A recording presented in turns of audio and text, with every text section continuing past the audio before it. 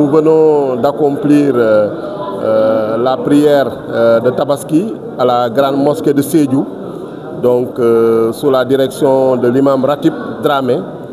Et nous rendons grâce à Dieu de nous avoir permis encore cette année d'accomplir ce rituel. Et nous prions pour un Sénégal de paix, un Sénégal de prospérité, un Sénégal de justice. Nous prions également pour toute la région de Sédhiou, pour le développement de la région de Sédhiou et que les Sédhiouas vraiment puissent, durant ce mandat du président Bassirou Diomaye Diakhar Faye, voir leurs vœux s'exaucer, notamment sur le plan du développement, du désenclavement, de l'éducation, de la santé, l'accès à l'énergie, donc sur tous les plans, l'accès à l'abondance également sur le plan alimentaire et agricole. L'imam vient de délivrer un sermon plein de sens. Il a fait en tout cas un rappel aux croyants par rapport aux différentes prescriptions divines, notamment le culte du travail.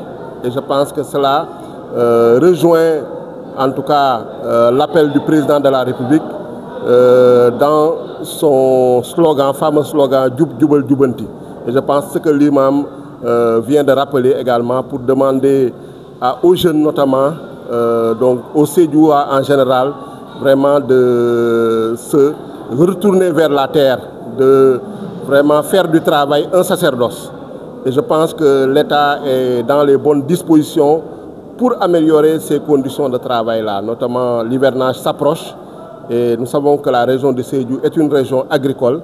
Nous prions pour que la pluie soit abondante, qu'il n'y ait pas de dommages et que les intrants puissent être accessibles à un coût abordable, donc également pour permettre d'avoir de très bonnes récoltes, aussi bien sur le plan des cultures vivrières et des cultures commerciales. Nous venons également de terminer le dialogue national où j'avais eu l'honneur de coordonner le pôle de la majorité. Et nous félicitons le président de la République ainsi que tout son gouvernement pour cette initiative qui permet également de rapprocher les différentes sensibilités politiques, de regrouper toutes les forces vives de la nation autour de l'essentiel, c'est-à-dire faire en sorte de consolider l'état de droit et la démocratie au Sénégal. Donc je pense que c'est une initiative qui nous a permis d'avoir des consensus forts sur tous les plans, sur le plan de la démocratie, des libertés et des droits humains, sur le processus électoral, également la réforme des institutions.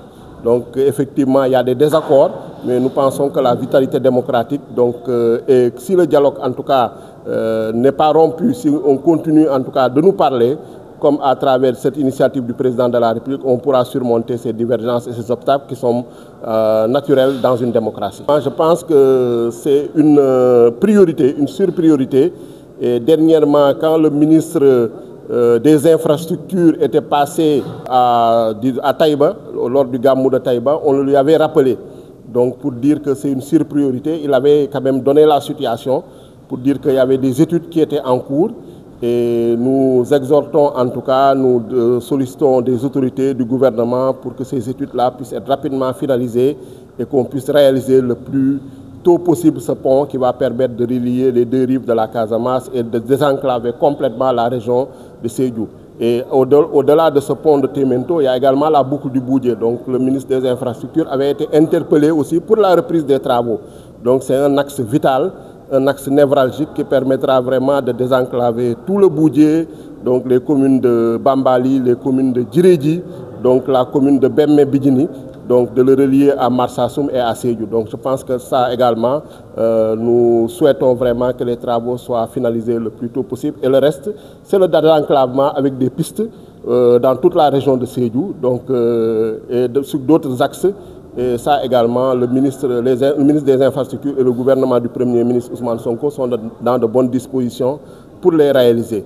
Donc l'électrification rurale, nous voyons qu'il y a des avancées donc, considérables. Récemment, le ministre de l'Énergie était passé à Marakissa pour la mise en service et nous notons qu'il y a d'autres mises en service, Mankonomba, dans le Pakao. Donc nous souhaitons vraiment que cela puisse s'accélérer pour que la région de Sédhiou puisse vraiment être éclairée partout.